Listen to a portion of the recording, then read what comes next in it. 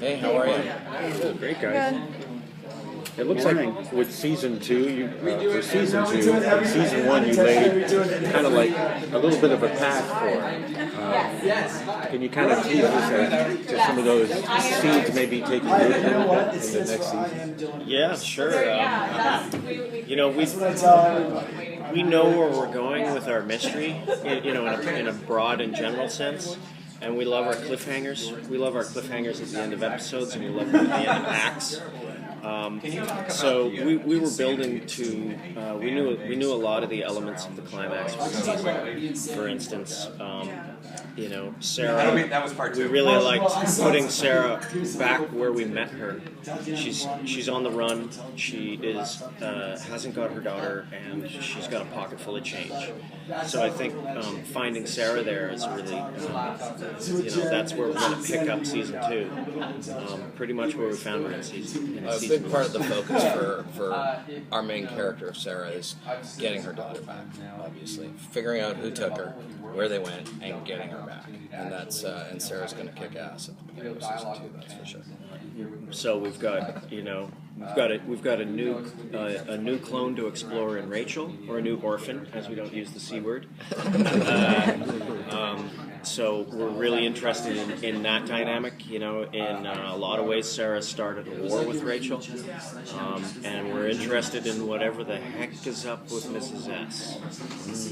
Was there a point during season 1 while it was airing that you guys realized that the show had connected and it was really kind of hitting its stride? Well, we knew partway through it was connecting with us. The things that we wanted to do were working. Yeah. Tat was riveting, and we realized that early in the process. Really early in the process. We were excited about seeing, because, to be honest, we had this concept, and even we knew that Tat was special. We knew that we felt good about the way we cast it, but we're still nervous about making a show with a premise that relies on one actor in the same scene pulling that off to the degree that the audience, that the critics, that people weren't just going to just go, "This is stupid," right? And so early on, we started realizing that it was working better than we thought it was ever going to work. And I think even just from the episode 1, episode 2 press, from just seeing people like you guys reviewing the show early on, we were like, wow, we're actually got way better reviews than we thought we were going to. But that it didn't translate to numbers right away. No, so we're with small networks, right? Very small. It really it took until the season finished airing and the online fan base, it just kept growing exponentially, and I think the Clone Club and the Clonesbians and all of the people on Tumblr watching all that stuff. Any of the fan art? It's crazy. That's amazing. And it's super rewarding. Like when we saw all that stuff coming, we're like, wow, it has connected. And the things that we said, like episode 2, episode 3, we were like, people might have favorite clones and stuff like that. Because we did.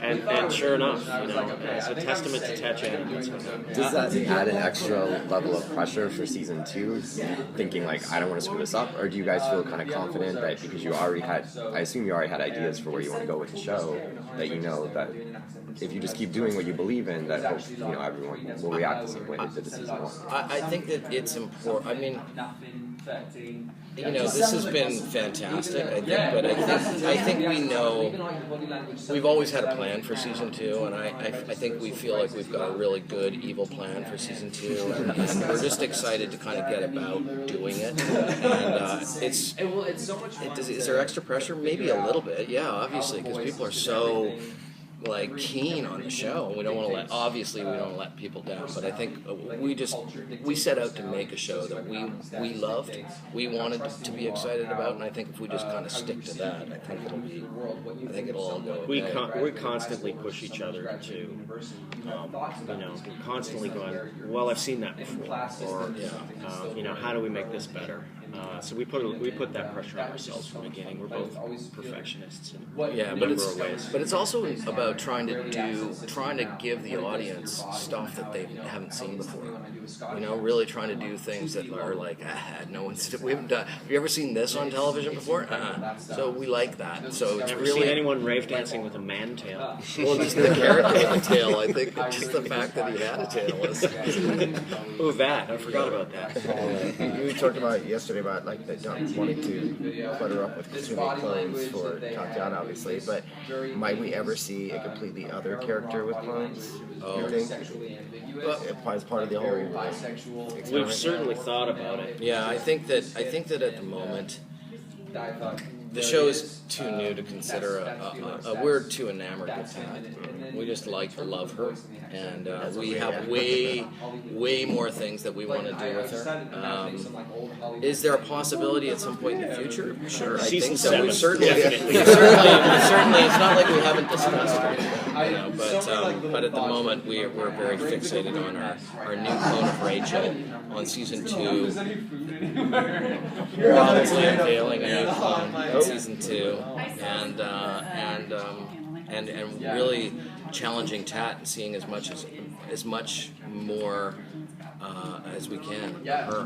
Do you ever feel like you're pushing her too far with all the characters? Well, you have to be careful. Always. Yeah. Like last season we were afraid. Like I was worried we were going to kill her. It was like really, it's so hard on her. She only got sick once. She got sick once, but it was a bad sick. It's a bad She sick. lost her voice for about. And you end up having to ADR not one character, but all of them. Yeah, it's weird. It was through episode 8. She caught a cold.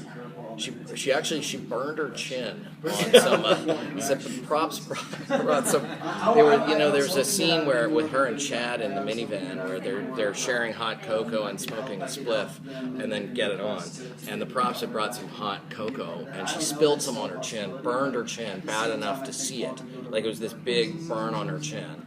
And then she caught a cold, and I was talking like this, like for like 2 days. She had to come in, do all the voice work through half of episode 8. I swear to God, she replaced in the studio, which is unbelievable. She's not only is she like incredibly gifted on set doing but she can go into an ADR room and nail it. You can't tell that she replaced a lot of those vocal tracks. We didn't, and then had to fix her chin too. We didn't ADR Casima through that because she was super. In that episode, that's the scene where she gets all emotional because she's breaking up with Delphine. So we let her. She has a cold in that scene. We let the cold slide because it just sounded kind of gravelly and emotional. Were you able to, at the very beginning, warn Tatiana about what was coming her way, or prepare warn her in what sense about of all characters coming all the up? work that she was going to have to do? Well, I mean, none of us really realized how grueling it was going to be. I think we knew it was going to be a lot of hard work, but I don't know that we even knew how much it was going to be, and I think we were all a little naive going into it, to be honest.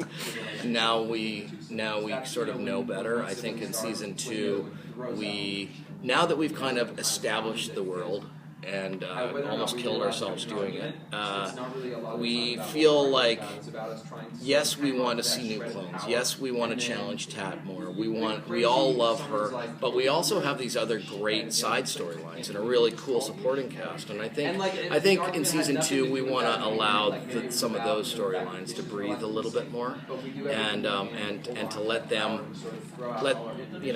carry the ball a little bit. Let Jordan go. Let him have a little bit more to do, and without a clone character. So partly because we can rest Tat, but also because we love those characters. Right? Yeah, but also, you're not going to let up till we now put four clones in this. Yeah. I know. You're going to want to do it once at least, aren't you? I directed the scene with the wine pour, where the 3 of them are. It was very challenging. So now it's like, what can we do next that'll even be more? We want to make it even. We want to do even more. A 4-clone scene would take like 2 days to shoot. Did the network ever express any concerns about that, just from a budget perspective? perspective, that kind of thing, and also how has working for BBC America been different from other networks or studios that you've worked for in the past? Do you feel like they're helpful? BBC America were the only network that loved this show when no one else wanted to make Orphan Black. We have partners our partners at Temple Street. They went crazy for it. They loved it, and they worked tirelessly to get Orphan Black made. As the deal came together, fell apart, and numerous times, long, grueling And we went to LA and took meetings, and we would have great meetings at lots of different networks and different cable, all the different cable places. Everyone liked the script because Graeme wrote a killer script, and it's a really cool concept. No one wanted to make it. No Canadian networks, no American networks, and BBC America was the first ones that came along and went, stuck their foot right in the sand and went, we love the show, we want to make the show. Not only we want to do it the way you want to put it on Saturday nights after Doctor Who. In a first meeting, and we just looked at each other and we were like, You guys have a couple more questions. Yeah. I don't know how to tell time. And that was, and to their credit, they've really let us, not that they've been hands off, but they've been very supportive. They've been very their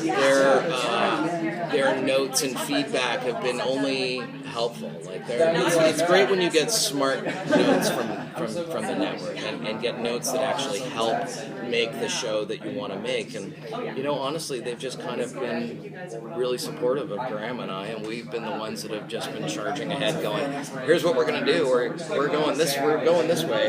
And our Canadian network space they've been good partners too. They're very. They're smart, creative people too, and we've been given free reign, but they're letting us go with our vision, both networks and our producers. With the revelation that the clones are patented, is that going to, is it the address, and the new season going to address their rights? Are they people? Are they not? Are they a property? That kind of thing? I mean, thematically, that's super interesting to me, but I don't think we're going to see people waving signs saying clones rights.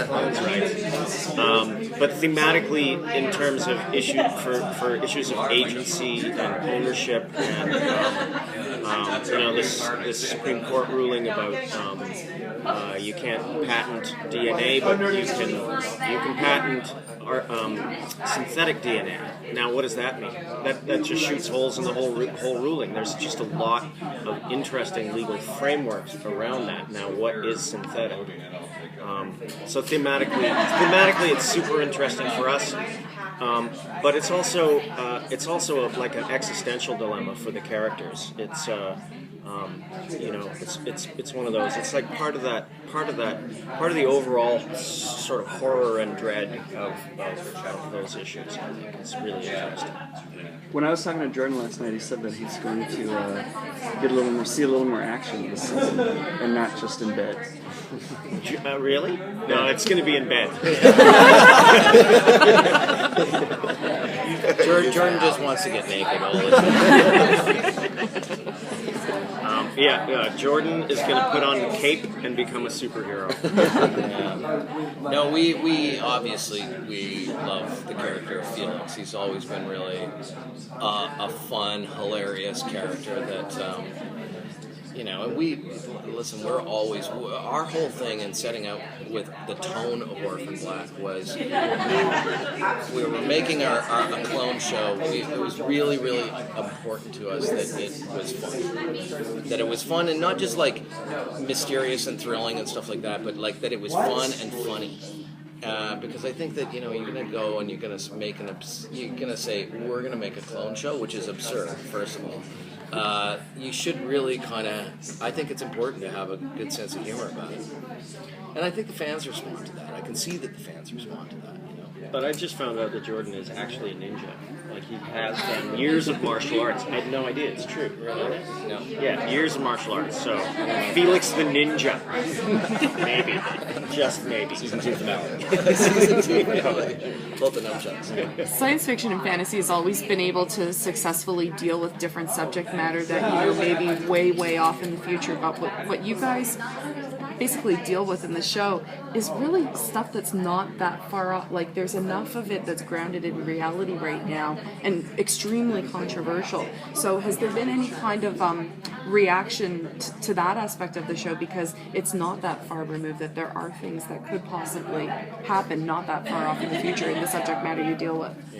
It's we always knew we didn't want a future show. We wanted it in the here and now. We didn't want we didn't want a clone show where you walk into a room and there's drawers of like clones and like in stasis tubes of goo. Like that's not our clone show. Right? So ours is a little bit more rooted in the reality of where science is at, and that was always important to us. And then we're also total genre heads, and we love horror, and we love sci-fi and thrillers and existential weirdness. John's a big horror dude, so then just taking that science, that edge of reality, and not even saying, oh, it's 5 minutes into the future, but just like taking those concepts of science and just letting that be your sci-fi jump off point. Just letting it go that little bit further where it's like, well, what's really going on behind the lab door? That's the kind of near fire, whatever you want to call it. Yeah, I think this show is always kind of a bit of a genre mashup. To be honest, when Graeme and I got together, we have different sensibilities about what we like. We sort of jokingly said, he's the kind of the Breaking Bad, and I'm kind of more the Battlestar Galactica guy, right? And then you stick those together, and that wind up with something, But we both have a really good sense of humor. We wanted the show to have a good sense of humor, so I think that's sort of what we wound up with. We can't really take ourselves too seriously. Was it hard to peel the lead? Super hard, but it was always it was the plan of season one. It was like something that had never, in developing season one, even before we sold the show, we kind of knew she was going to come in. We knew what we were going to do with her, and we knew she was going to die at the end of that. Was our season finale. So it was difficult because by the time you get there, she's actually a real character. She's not just something on a piece of paper anymore. We've invested a lot of time in creating her. So yeah, it was hard to do, but that was the plan from the beginning. At least you didn't have to say goodbye to the actress, though. Like many shows do. It's kind of true. It's kind of true. Yeah, you really felt how damaged she was too. I mean, I actually started to feel very sorry for her, but it felt like she was kind of beyond all that damage that had been done to her. She probably never could have been saved. It's hard to say. I'm glad that worked, because that was a really important part of it for us. The fact that we wanted to start her as a really scary villain, start her as essentially a serial killer, and then bend her around into this sort of sympathetic place, and actually have some fun with her in the meantime. Like, turn her into a character that had some comedy. And make her loving and make her sympathetic, and so that by the time we got to the final episode, you actually gave a shit that she died. And that was part of our big evil plan. And that just speaks to the mad skills of Tatiana also, because she was the one that made you love her. Yeah. We talked to Jordan and Dylan about this, but are you guys pitching Patton Oswalt to come on the show? We missed him. We've missed him. Those guys got to hang out with him, but John and I keep missing him in rooms by like 2 minutes. He's always. I don't know that he actually even exists. All right. It'd be great. It'd be great to find something. He's such a huge fan of the show, and he's been such a supporter that we'll It's got to happen at some point. We'd love to do something with him. We'd love to do something. I don't know if we can clone him. Thanks, guys. Thank you.